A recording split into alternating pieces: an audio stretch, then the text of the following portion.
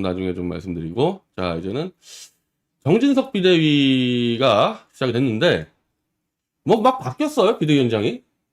비대위원장이 전부 다 이제 다 안 한다 그러고.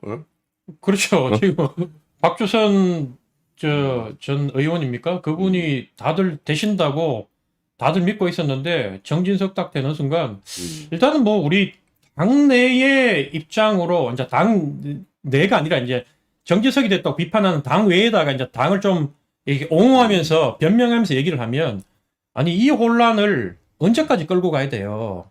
그러니까 어쨌든 그래도 대통령하고 가까운 사람으로 비대위원장을 세워서 빨리 그 지도부가 붕괴되어 있는 이 난국을 좀 돌파해야 된다. 더 이상 혼란은 없어야 된다. 이런 뭐 공여지책으로 정진석 비대위원장을 세운 게 아닌가. 그래도 이 사람이 제일 뭐 5선 의원에다가 제일 노련한 분 아니에요. 그래서 대통령하고도 보니까 전부 다 뭐 60년생, 권성동도 60년, 정진석도 60년, 그 다음에 윤석열 대통령도 60년, 다 친구들 지간이고, 그래서 그렇게 세워서 빨리 돌파해야 되겠다 이런 생각을 한 것 같고, 근데 이제 당 내부적으로 제가 이제 들어와서 당원이 한 사람으로 비판을 하자면, 정진석을 세우는 순간 이제 이준석하고 이준석 전 대표하고의 원래 좀 관계 회복은 끝났다. 사적으로 좀 막 빼보고서 치고받고 하지 않았나? 둘이 우크라이나 간 것 때문에 이준석이 이제 우크라이나 방문했을 때 이 양반이 이제 비판을 했죠. 비판을 해서 지금 이 시기에 그때 우크라이나까지 가는 게 경솔하다 이렇게 얘기하니까 또 이준석이 뭐 받아가지고 뭐 되로 주고 말로 받았죠. 그리고 이준석뿐만이 아니라 옆에 있는 이준석 키즈들 있잖아요. 그 대변인 토론 통해 가지고 뽑힌 그런 젊은 친구들이 뭐 맹공을 한 거예요. 그러니까 이분도 뒤에 말을 들어보니까 야 진짜 젊은 친구들한테 무섭다고 얘기할 정도로 다 질려버린 모양이에요. 그래서 그런 악연이 있는데 그리고 이준석이 그때 뭐라 했냐면 아니 국회 부의장도 서열로 따지면 의전 서열로 따지면 당대표 밑에다 집권 여당 당대표 그렇게 이제 뭐 자존심을 완전히 밟아버린 거예요 이 양반을. 그러니까 어떻게 회복이 되겠어요. 그러니까 이분도 뭐 허허거리고 있지만 속으로 이준석하고 화해할 생각이 전혀 없고 이준석도 마찬가지로 어제 강아지 또 사진 올렸잖아요. 페이스북에다가 강아지 사진 올려가지고 조롱을 해놨던데 그러니까 이미 이 양반이 오늘 이제 첫 출근하면서 얘기하기를 이준석 대표한테 더 이상 건널 수 없는 강을 건너지 말라고 얘기했지만 이미 건너버린 것 같아요. 예. 그러니까 이준석은 당연히 가처분 할 거고 만날 수는 있다고 얘기를 했고 안 만날 것 같아. 아니 이준석 지금 그 전 대표는 지금 가처분을 냈어요. 냈죠. 예. 네, 정진석 비대위원장 체제에 대한 가처분 신청을 냈고 이분은 만나겠다 그랬는데 뭐 만날 수 없는 상황으로 지금 가는 거잖아요. 못 만나고요. 그리고 저는 대통령한테 참 안타까운 게 제가 미국 있을 때 그 교포들 있잖아요. 그 이민 오신 분들한테 들은 얘기지만 그 사람을 갖다가 얼마나 믿을 수 있느냐 그 배포에 따라 가지고 주유소를 한 개밖에 못 하느냐 두 개를 하느냐 아니면 주유소나 도넛 가게를 10개 20개 하면서 소위 말해서 기업으로 성장할 수 있냐 이게 달려 있는데 그 말이 뭐냐면 내가 내밖에 못 믿을 때는 주유소 하나밖에 못 해요. 하나 하면서 내가 그걸 붙잡고 어떻게든 여기서 최대한 빼먹으려고 노력하는데 내가 내 형제를 믿고 예를 들면 친구를 좀 믿으면 지점을 이렇게 나눠주면서 걔가 비록 거기서 좀 돈을 자기가 먹더라도 최대한 이유 남겨가지고 박리담회로 자기가 이 운영을 할 수 있는데 지금 대통령 바라보면 정말로 자기가 어렵다 보니까 정치를 모르다 보니까 자기가 권력이나 권한을 갖다가 도리어 정적한테 던지면서 네가 한번 해봐. 그리고 책임도 권력을 나누면 그만큼 책임도 나눠지는 거거든요. 근데 어떻게든 움켜쥐고 여기서 더 이상 밀리면 안 된다 싶어서 측근들만 계속 까는데 이게 계속 저는 악수다. 헤어날 수 없는 길로 계속 수렁으로 들어가고 있다. 그래서 정진석 비대위의 성공을 뭐 저한테 묻는다면 그냥 불을 보듯 뻔하게 실패한다. 근데 예, 지금 현재 국회 부의장이잖아요. 그렇죠. 그러니까 이 사람 지금 사실은 부의장 하고 있어서 안 하려고 그랬잖아요.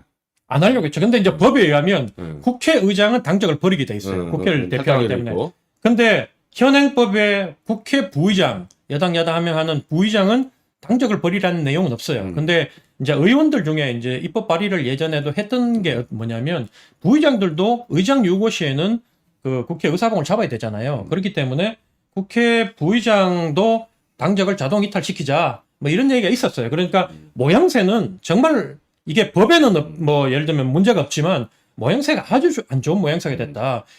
이준석이 딱 얘기한 것처럼 당대표 밑에다 국회 부의장도 그렇게 얘기하는 걸로 국회 부의장이 어른이 아니라 이제는 완전히 그 당의 하나의 그 당대표 앞으로 뽑힐 당대표의 다리를 놓아주는 소총수, 안 그러면 중대장 역할을 하는 자리로 갔다. 저는 그렇게 봐요. 네. 아니 그러니까 이분 자체가 원래 하기 싫어했으니까 이분은 전당대회 빨리 하지 않을까?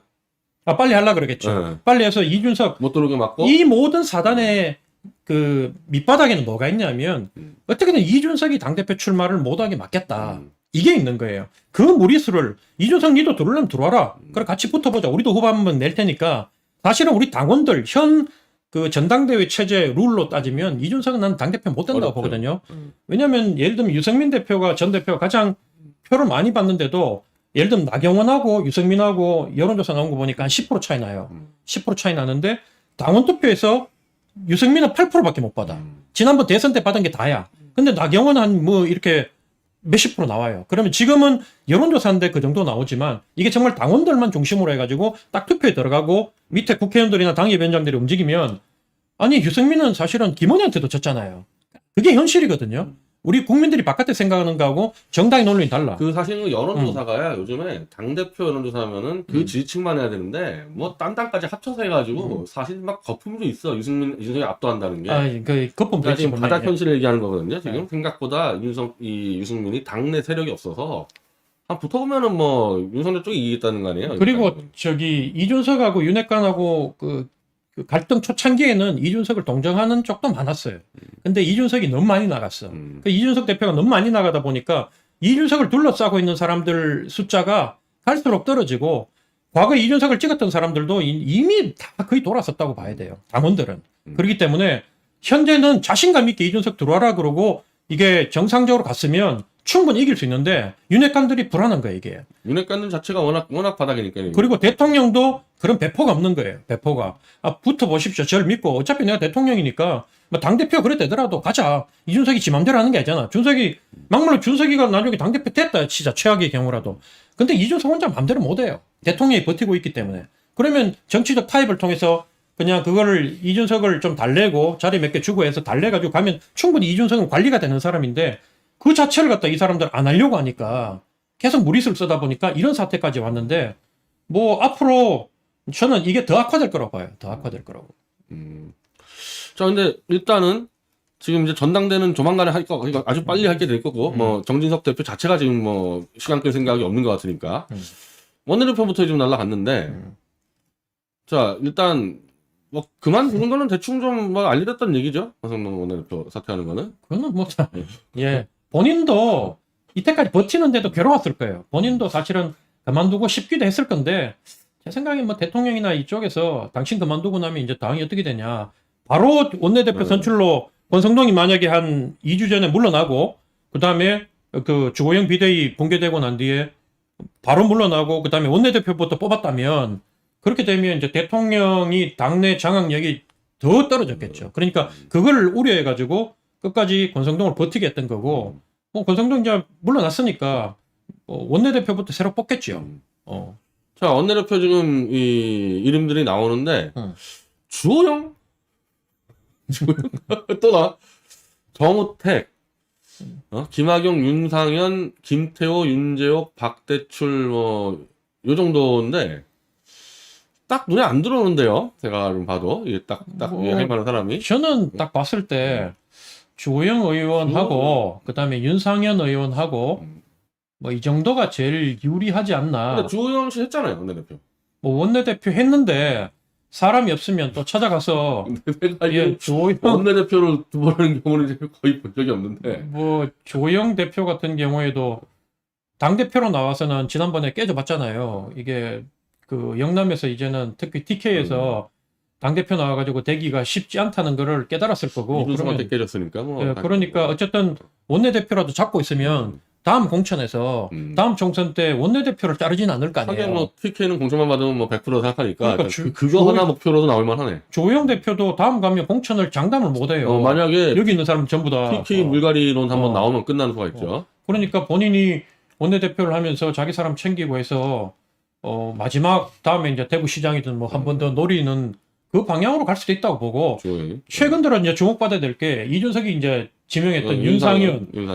윤상현 의원이 갑자기 참 부각되는 거 보니까 저 양반 대단하다.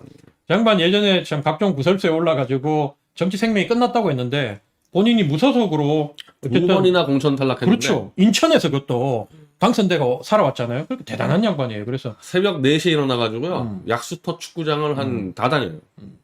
그래서 이분이 어쨌든 지금 다시 이름이 오르내리고 있다는 게 그리고 또 들어보니까 여의도 바닥에서는 윤상현 본인이 얘기했는지 안 그러면 측근들이 얘기했는지 모르지만 이미 원내대표는 윤상현 다 된 걸로 이번에 소문이 많이 나고 있답니다. 그래서 윤상현이 만약에 조영 대표가 출마를 안 한다면 나머지 여기 죄송한 말씀이지만 뭐 조혜진이나 예를 들면 김태호나 나머지 김학용이 윤상현으로부터 이기기는 쉽지 않을 거다. 저는 뭐 그렇게 보이는데요. 예. 신윤핵관으로 윤상현의 원내대표 나온다. 그게 그런 말이 쉽게 나오는 게 아니라고 이게. 자, 그러면은 이제 당대표 선거 또 해야 될 거 아닙니까? 어쨌든 연말 안에. 하려고 하겠죠. 네, 예. 당대표는 그러면 또 대충이라도 좀 사람들이 좀 떠오를 수가 있네?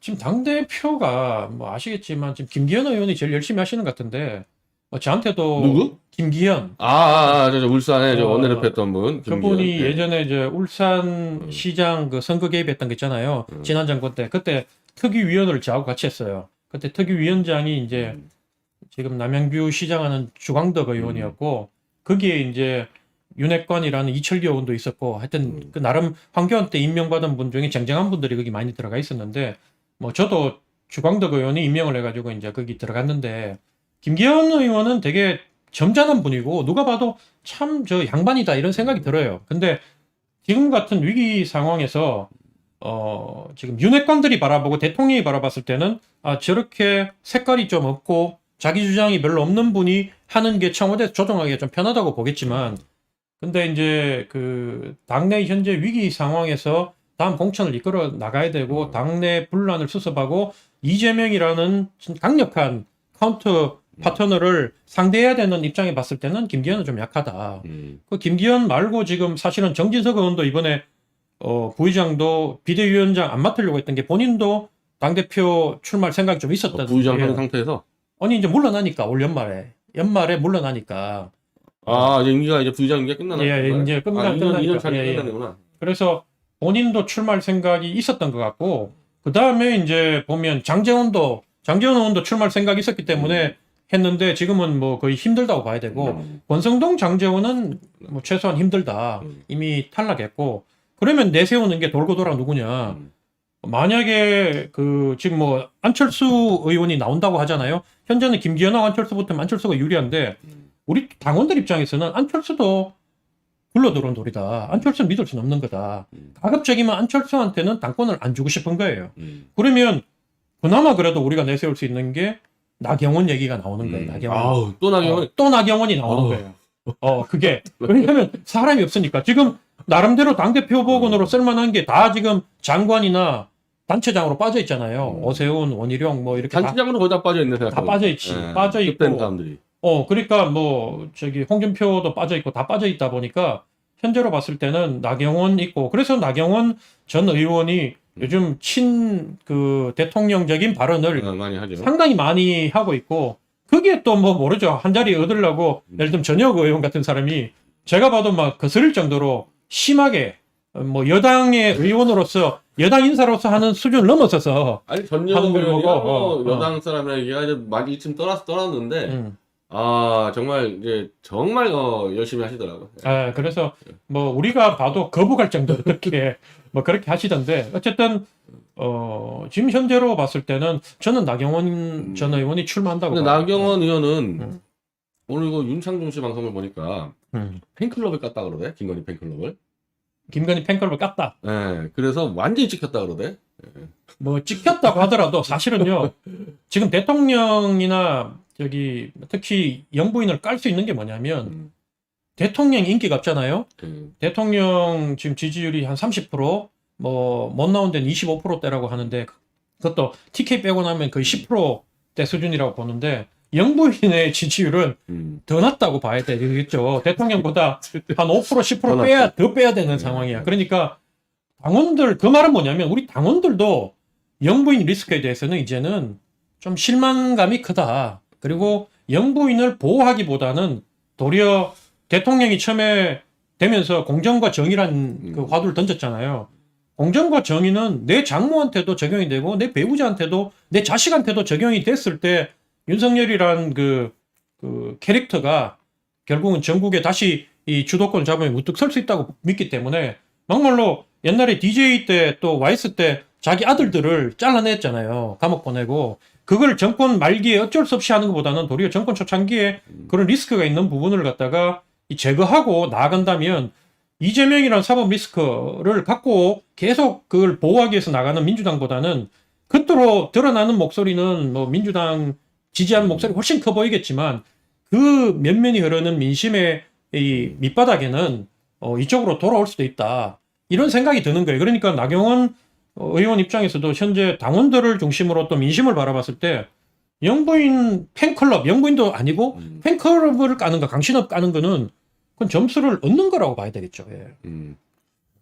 다음 이준석 대표의 이제 노선이나 이제 행보에 대해서 관심들이 많은데 오늘 강용석, 이준석 성상남 양심선언 터질 것 같아서 뭔가 했더니 김철근, 이준석 전 대표 비서실장이 이 사람이 지금 증거인멸로 구속될 위기에 처하기 때문에 김철근은 이준석이 시킨 대로 한 것, 양심선언 나설 거다. 근데 이걸 지금 강신업, 그 팬클럽 회장이랑 강용석 둘이 지금 같이 질렀는데 이건 조금만 개연성이 있을 것 같아요. 지금 김철근 씨 같은 경우는 지금 완전히 지금 묻혀 있는데 어디 계신지 알아? 요즘 그 페이스북에 네. 저도 타고 들어가서 봤는데 저분도 저처럼 요즘 자맹단이고 자명네. 산 타고 하시대요. 산에 올라가가지고 뭐 광주 무등산도 가고 뭐 서울 근교에 산도 가고 하던데 그러면서 이제 뭐 진실은 밝혀진다 그러고 이준석 주장과 똑같은 주장을 이제 대표가 지금까지 해왔는데 하시던데 이제 이런 두 명이 하여튼 뭐 근데 물론 그렇게 믿을 만한 인간들은 아니지만 강신업이라든지 강용석이라든지 사실은 이준석 대표가 김철근 실장을 대전에 내려 보내지 않았다면 그래서 그 녹취가 없었다면 지금도 아무 문제 없겠죠. 정치적으로 탄압받고 있다고 문제 얘기하면서 없겠죠. 하면서 저만 하더라도 그러면 이준석 편을 들었을 거예요.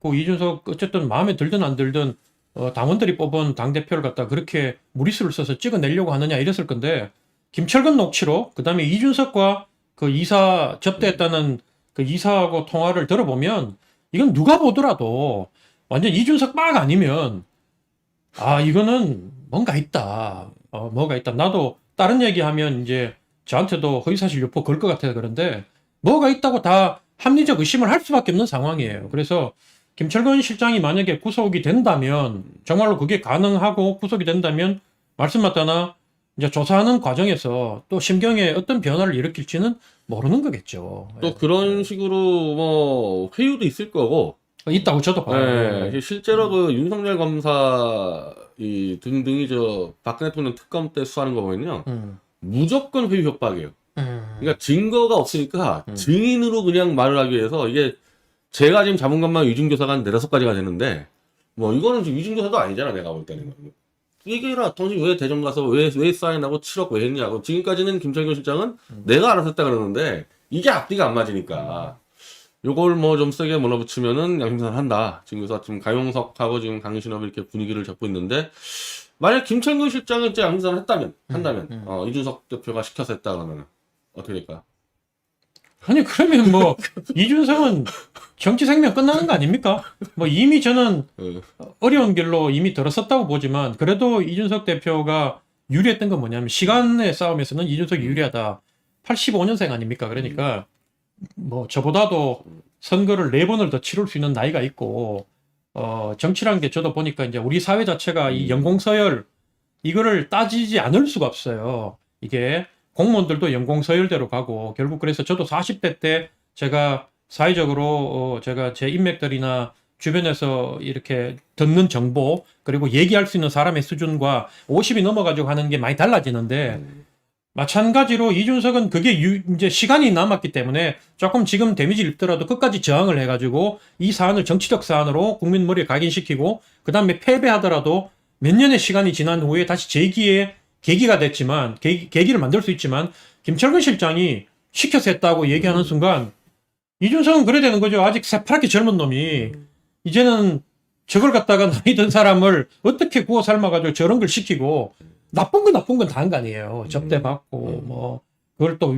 나이 많은 사람 시켜가지고 내보내고 뭐 이런 것들이 이제는 과거에 했던 발언과 같이 엮이면서 뭐 헤어날 수 없는 결정타를 만든다고 봐야 되겠죠. 끝난다. 예. 그리고 이거 좀 강용석이가 근데 강용석이가 어쨌든 이 사건을 처음으로 질렀고 뭐 사실은 뭐 저희가 윤석열 대통령과 통하는 사이라 그러니까 그냥 완전히 깡그리 무시하고 가진 않아요. 좀 참고를 합니다. 이 사람 의견은. 그래요? 공소권 없음 종결이 실제로 공소권이 없는 게 아니고 이거는 경찰의 의견이고 검찰은 포괄일죄로 기소한다.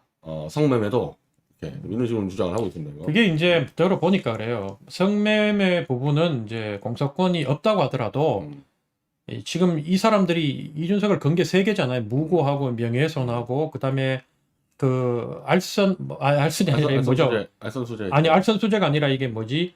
그 증거- 정건익 교사인가 뭐 네. 지신가 뭐 이거 법정 용어가 있던데 그 세 개로 건 이유가 설령 그 성접대 받은 부분이 법적으로 처벌을 안 받는다 하더라도 무고와 명예훼손과 이게 걸려 있기 때문에 그 사건을 이 조사하지 않을 수 없도록 만들었다는 거예요. 그래서 그 사건을 조사해서 나중에 이 무고권과 명예훼손권에 대한 그 사건을 발표를 하면서 그리고 나중에 기소하고 난 뒤에 재판까지 하면서 결국 이준석의 성접대 부분도 계속적으로 세상이 회자되고 세상에 끄집어 나올 수 있도록 만들려고 저렇게 짠 거다. 그렇게 볼 수밖에 없는 거예요. 그래서 계속 이 문제는 나올 것이다. 첩첩산중이네. 첩첩산중이라고 봐야 되겠죠. 네. 그래서 이미 뭐 쉽지 않다. 근데 이제 이 가처분 신청을 낸 거는 지금 정진석 비대위에 대해서 예. 그건 같은 재판부가 한다 그러대 물어보니까. 그렇죠. 그 사실은 그 재판부가 음, 저도 그 판결문을 읽어보고 했지만 판결문을 보면 상당히 고심을 하고 정말 무슨 판결문이라고 합니까? 이걸 쓰는 데 있어서 헌법적 가치와 또 현재 정당 상황 또 여러 가지 민심의 이 상황까지 다 고려해가지고 이 명문장을 썼다 그러더라고요. 법조인들이 얘기할 때. 그렇게 써놨는데 같은 재판부에다가 사실은 근본적으로 문제가 됐던 게 변 대표님 얘기하신 대로 수십만 명의 당원들이 투표해서 뽑은 대표를 수백 명이 모여서 그걸 절차를 밟았다 하면서 몰아내는 게 맞느냐. 그 절차가 정당 민주주의를 훼손하는 거고 그 절차도 꼼수다고 바라봤던 거 아니에요? 근데 그 꼼수를 당내에 또 몇 명이 모여서 저도 당원이지만 저 같은 사람들한테는 한 번도 토론의 기회도 주지 않고 자기들끼리 모여서 박수로 끝을 내고 새롭게 그걸 바꿔가지고 내는 게 과연 국민 상식에 맞느냐. 더 많은 국민들이 거기에 동의를 한다면 뭐 그것도 그럴 수 있는 거예요. 재판부도 이제 부담을 느끼고 야 이만큼까지 했는데 국민의힘에서 주장하는 바는 우리가 이렇게까지 했는데 네가 다시 그걸 갖다가 정치 재판을 내가 할 수 있느냐 이렇게 주장할 수 있지만 국민들이 이미 그걸 꼼수로 바라봤기 때문에 그걸 바꾼다고 해서 재판부에서 그걸 들어줄 가능성은 저는 1도 없다 이렇게 보는 거예요. 요거는 오늘